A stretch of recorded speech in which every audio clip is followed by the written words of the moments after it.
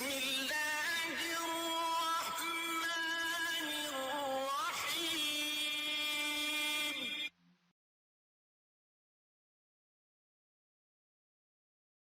سورہ کہف کا آغاز سورہ کے بنیادی ضروری بنیاد تھیم کو بیان کرنے سے ہوتا ہے۔ ابتدائی آیات میں اللہ کی تعریف کی گئی ہے کہ قرآن کو انسانوں کے لیے ہدایت کا ذریعہ اور کفر پر قائم رہنے والوں کے لیے ایک تنبیہ کے طور پر نازل کیا گیا ہے۔ پھر رسول اللہ صلی اللہ علیہ وسلم سے کہا گیا کہ کفر پر قائم رہنے والوں پر زیادہ غم نہ کرو، جیسا کہ وہ اپنے انتخاب کے خود ذمہ دار ہیں اور اس نے اپنی صلاحیت کے مطابق اپنا کام کیا ہے۔ سورہ کہف کا بنیادی موضوع پھر آیات 7 اور 8 میں خلاصہ کیا گیا ہے، جس میں اللہ تعالیٰ نے فرمایا، یقیناً میں نے زمین کی ہر چیز کو خوبصورت بنایا ہے تاکہ یہ جانچی کہ ان میں سے کون اپنے اعمال میں بہتر ہے، پھر جو کچھ اس پر ہے میں خشک ننگی مٹی بناؤں گا۔ یہ سورہ کہف کے پیغام کا نچوڑ ہے۔ دنیا ہمیں آزمانے کے لیے بنائی گئی ہے اور اس میں موجود ہر چیز ایک آزمائش ہے اور آخر کار ختم ہونے والی ہے، بس اس دنیاوی زندگی کی خوبصورتی سے دھوکہ نہ کھاؤ۔ ساتھ سونے والے اس موضوع کا ذکر کرنے کے بعد اللہ پھر براہ راست پہلی کہانی میں چلا جاتا ہے، جو پہلے اختصار کے ساتھ پھر تفصیل میں بتایا گیا ہے۔ اس کا مقصد کفار مکہ کی توجہ حاصل کرنا ہو سکتا تھا، تاکہ وہ پوری تفصیلی کہانی سنیں اور اس سے سبق حاصل کریں۔ کہانی ان 7 نوجوانوں کی ہے جو اپنے شہر میں واحد مومن تھے۔ ظلم و ستم سے ڈر کر، سزا، اذیت، دھونس سے وہ بھاگ کر ایک غار کی طرف بھاگے اور اللہ سے مدد طلب کی۔ اللہ تعالیٰ نے ان کی دعا کا جواب انہیں 3 صدیوں کی نیند میں ڈال کر دیا۔ اللہ نے ان کی جوانی، نوعمر نوجوان بالغ عمر، غالباً 30 سال سے کم عمر کو محفوظ رکھا، برقرار رکھا، محفوظ رکھا۔ اللہ تعالیٰ نے اس وقت ان کی صحت کو بھی معجزانہ طریقوں سے محفوظ رکھا۔ بیدار ہونے پر نوجوانوں کو اس صدی کے لوگوں نے دریافت کیا، سبحان اللہ، انہوں نے ان کے لیے قیامت کی دہانی کا کام کیا۔ یہ نوجوان اس طرح انتقال کر گئے جس کا ذکر قرآن میں نہیں ہے۔ لوگوں نے اس بات پر اختلاف کیا کہ ان کی قبروں کا کیا کرنا ہے۔ افسوس کی بات ہے کہ اس وقت لوگوں میں یہ رائے عام تھی کہ ان کی قبروں پر مسجد بنائی جائے۔ اس کو آج کچھ مسلمانوں نے قرآن میں نیک لوگوں کی قبروں پر مسجدیں بنانے کی اجازت کے طور پر غلط سمجھا ہے، سبحان اللہ۔ تاہم حقیقت یہ ہے کہ قرآن ان نامعلوم لوگوں کے اعمال کا جواز پیش نہیں کرتا۔ بہت سی احادیث میں قبروں پر مسجدیں بنانے سے منع کیا گیا ہے، لہذا ان نامعلوم لوگوں کے اعمال کو صریح حدیث کی روشنی میں بطور دلیل نہیں لیا جا سکتا۔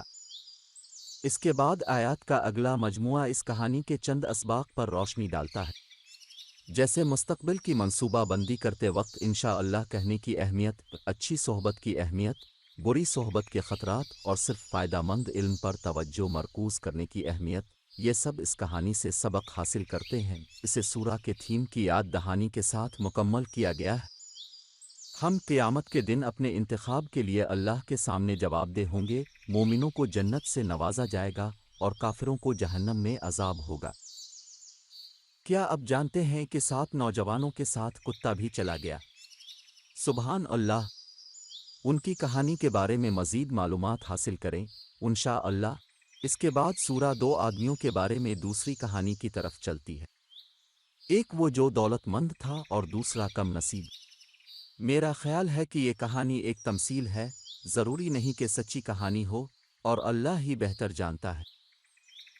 اس صورت میں یہ واحد کہانی ہے جو ان الفاظ سے شروع ہوتی ہے، انہیں 2 آدمیوں کی مثال دو، جن میں سے ایک کو ہم نے 2 باغ عطا کیے تھے۔ اس سے تمثیل ہونے کی رائے کی تائید ہوتی ہے۔ کہانی ہمیں دکھاتی ہے کہ اللہ نے ایک آدمی کو بہت زیادہ دولت اور ایک کامیاب فارم سے نوازا، لیکن اس نے تکبر کیا، حقدار محسوس کیا اور اللہ کی نعمتوں کی ناشکری کی۔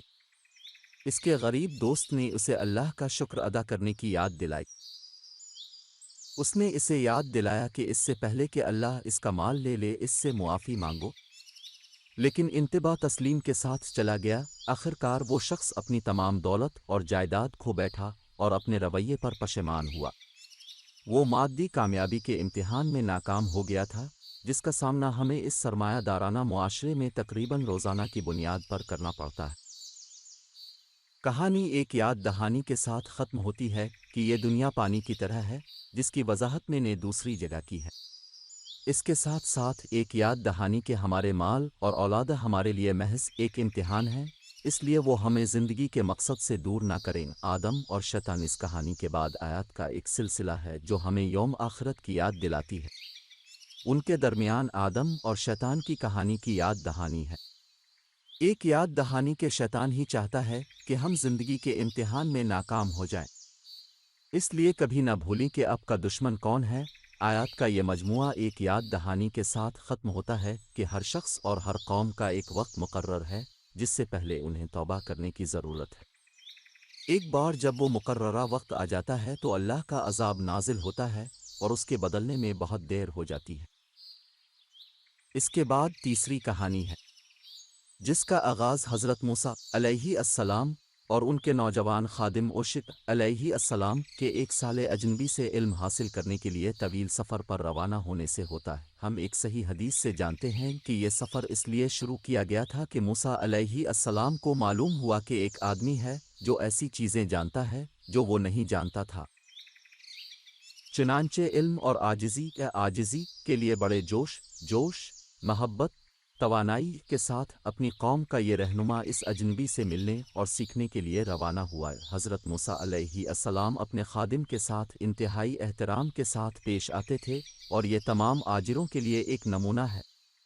کچھ ناکامیوں کے بعد آخرکار ان دونوں کا سامنا الخضر سے ہوا، وہ پراسرار پیغمبر جس سے وہ سیکھنا چاہتے تھے۔ الخضر نے موسیٰ کو اس شرط پر اپنے ساتھ جانے کی اجازت دینے پر رضامندی ظاہر کی کہ وہ اس وقت تک کوئی سوال نہیں کریں گے جب تک کہ الخضر اپنے اعمال کی وضاحت کرنے کے لیے تیار نہ ہو۔ اس شرط کو پورا کرنا موسیٰ کے لیے بہت مشکل ثابت ہوا کیونکہ اس نے الخضر کی طرف سے عجیب اور بظاہر غلط حرکتیں دیکھی تھیں۔ الخضر نے کچھ غریب ملاحوں کی ایک کشتی کو نقصان پہنچایا جنہوں نے انہیں مفت سواری فراہم کی۔ پھر اس نے ایک بے ترتیب نوجوان لڑکے کو مار ڈالا۔ آخرکار اس نے بدلے میں کچھ مانگے بغیر ناپاک لوگوں سے بھرے شہر میں ایک دیوار کھڑی کر دی۔ خضر کی وضاحت موسیٰ الخضر کی حرکتوں سے حیران الجھن میں تھے اور انہیں ان کے پیچھے وجوہات کے بارے میں پوچھنا پڑا۔ الخضر نے وضاحت کی کہ اس نے جو کچھ کیا وہ اللہ کی طرف سے براہ راست وحی پر مبنی تھا۔ غریب ملاح ایک ظالم، سخت، غیر منصفانہ، ظالم بادشاہ کے ذریعے ان کی کشتی ہڑپ کرنے والے تھے۔ بس اللہ نے ان کی کشتی کو خراب کر کے محفوظ کر دیا۔ نوجوان لڑکا بے ترتیب نہیں تھا، بلکہ اللہ جانتا تھا کہ وہ بڑا ہو کر ایک ظالم بننے جا رہا ہے اور اپنے نیک والدین کے لیے بڑا دکھ پہنچانے والا ہے۔